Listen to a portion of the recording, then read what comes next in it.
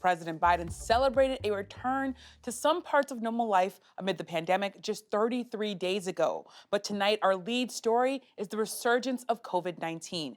This week, for the first time since February, daily COVID cases in the U.S. surpassed 100,000. The Delta variant has been a game changer. Cases are spiking and worried officials are struggling to get more Americans vaccinated. At an event this week, New Jersey Governor Phil Murphy addressed anti-vaccine protesters. Please get vaccinated. Period. These folks back there have lost their mind. You've lost your minds. You are the ultimate knuckleheads, and because of what you are saying and standing for, people are losing their life. But many Republican governors are defiant. Some are banning local officials from enacting their own mask mandates. On Tuesday, President Biden took aim at the governors of Texas and Florida. Those two states account for 1/3 of all new COVID-19 cases in the country. Here's the war of words between the president and Florida Governor Ron DeSantis. Some governors aren't willing to do the right thing to beat this pandemic. Why don't you do your job? Why don't you get this border secure? And until you do that, I don't want to hear a blip about COVID from you. Joining us tonight for more insight and analysis are four top reporters: Lerer, national political correspondent for the New York Times; Katherine, staff writer for The Atlantic covering science; and joining me in studio, Caldwell, Capitol Hill correspondent for NBC News; and Dawsey, political investigations and enterprise reporter for The Washington Post. Thank you all for being here. Katherine, I want to start with you. The White House is continuing to urge people to get vaccinated and also pointing out that vaccination rates are going up in critical areas. What's the latest on what is actually working in terms of getting more people vaccinated? And what more do we know about how the virus has been evolving? Yeah, thank you for that question. I think it's been really encouraging to see an uptick in vaccinations in the past couple weeks, but it is not nearly enough. I think it really did take a little bit of fear to get people moving and rolling up their sleeves in the past couple weeks. We've seen this new variant surge immensely, especially in places where vaccination rates are low. And I really hope that unfortunately, through difficult means, that is encouraging people to protect themselves in advance. I just wish it hadn't taken more deaths, more hospitalizations to do so. What's really critical at this point is making sure that we're closing that gap. We have, roughly 90 million people who are eligible in this country who are not yet lining up in droves. And we also know that there are 50 million children under the age of 12 who are not yet eligible. And that makes up a huge portion of people that can still catch and spread the virus and still experience serious outcomes from it, especially as kids head back into school. In terms of where the virus is coming, the virus is not going to wait for us to line up in an orderly fashion. Viruses evolve much faster than humans can react to it in this pace, but the best tool that we have on our side that the virus doesn't is the intelligence to make a vaccine and deploy it as quickly as we can. And we know that that is working, and we know that the best path out of this is to vaccinate as many people as we can. And the virus, as you said, is not going to wait for us. I want to ask you also, with that striking bit of reporting, what are experts saying about booster shots and breakthrough infections? Yeah, so this is an incredibly important topic this week, especially with the news that booster shots may soon become available to especially people who are immunocompromised and maybe less well equipped to respond to those first 1 or 2 doses of vaccine. This has been a concern since the very beginning. We know that not everyone's immune system is built in the same way. Some can be suppressed with drugs that may be necessary to keep people healthy.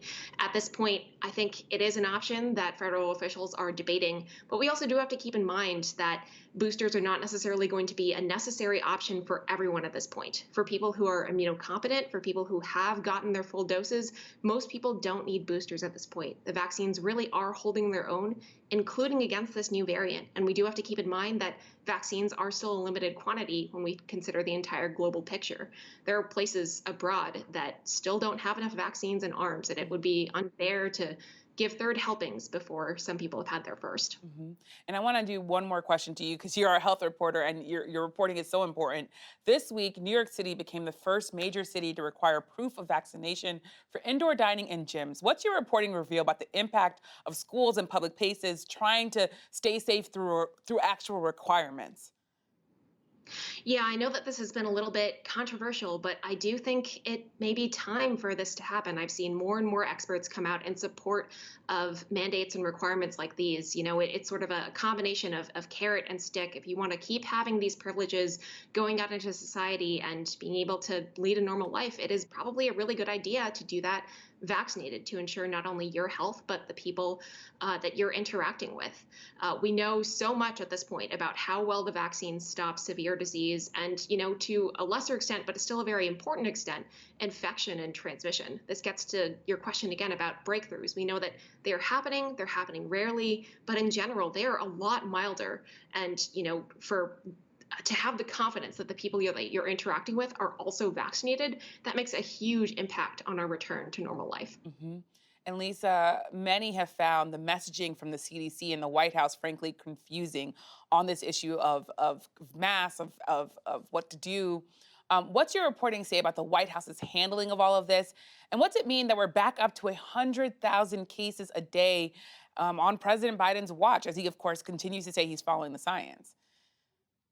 Well, there definitely have been complaints about how the White House has messaged this, both from Democrats and Republicans. I've heard some from some Democrats who feel that the White House sort of moved towards declaring victory a bit too early. We all remember that July 4th barbecue they had over there. But the reality is the White House is in a really difficult spot on this. We know from polling, from data analyzing, voters in Trump counties that went for Trump versus counties that went for Biden, that Republicans are more vaccine hesitant, that the areas of the country where people are the most skeptical of vaccine, many of them tend to be Republican. And those are the exact areas where the president's words are likely to have the least amount of sway, and in fact may prompt the kind of political pushback that we saw from Governor DeSantis. There is a political motivation here for some of these Republicans, like DeSantis, who's often tossed around as potential presidential candidate himself in a couple of years, to push back on the White House's message on this, particularly when it comes to masking, when it comes to mandates. And so that's a big reason why we've seen the White House sort of shy away from that big M word of mandates and really push local jurisdictions and private corporations to impose those things of their own volition. As Katherine pointed out, there's a real question about whether that's going to be enough. And the reality is, politically, it doesn't really matter which voters of which party are getting sick. Biden is the president, and he will own this thing. Biden is having to own this, and I want to come to you, Josh. We're seeing these COVID culture wars intensifying. I was struck this week. I should say I'm a native of Florida. Florida Governor Ron DeSantis, he has mitigated and really tried to essentially ban a lot of the mitigation efforts. There's also this idea that he literally said this week, and I have to read it, this is our COVID season. It took my breath away, and I think it took a lot of people's breaths away. I wonder for you, what's this all mean that COVID season is now becoming the thing that Republicans are talking about? And is there a winning political strategy to sort of normalize this pandemic? Well, I think in the minds of Republican voters, there is. I mean, I think you have a lot of folks on the right who have vilified Dr. Fauci, and he is kind of anathema to folks on the right and the public health experts and President Biden, his administration, and people like Ron DeSantis, like Abbott in Texas, even McMaster to some degree in South Carolina. A lot of different states have really resisted these, measures to try and restrict the virus, having a mask mandate, having a vaccine mandate, saying that we want our people to make free choice. We want our people to have the right to do what they want. And in some of these places, you really see cases quite surging. But in a lot of these states, I think Florida, in South Carolina, where I'm originally from, in Texas, these are popular positions from these governors. They're saying, the people in the state, even with these cases surging across the state, do not want more lockdowns, do not want some of these measures in place. And you have places where I think that they would be so resistant to that happening, and these governors are really emphasizing that. And Leanne, I'm struck by Representative Ralph Norman of South Carolina. He was one of 3 Republican members of Congress who filed a lawsuit against House Speaker Nancy Pelosi over the House mask mandate. There was also an official in Texas who was on Facebook posting about anti-vaccine messages. He died of COVID. Now Ralph Norman has COVID right now. I'm not at all implying that that this would at all be fatal for him, and I hope that the congressman recovers and goes on. But that being said, what's going on Capitol Hill here? What's going on with Republicans when you see this, and what's the big pushback on this mask issue at the Capitol? Yeah, well, Ralph Norman was one of the House members who walked across the Capitol to the Senate to protest the mask mandate in the House because the Senate side doesn't have an actual mandate. It's just required that you wear masks. And Speaker Pelosi called out Ralph Norman today in her press conference, saying that there's a member who's suing her who now has come down with COVID. As far as Republicans on Capitol Hill, it's much more dramatic in the House of Representatives.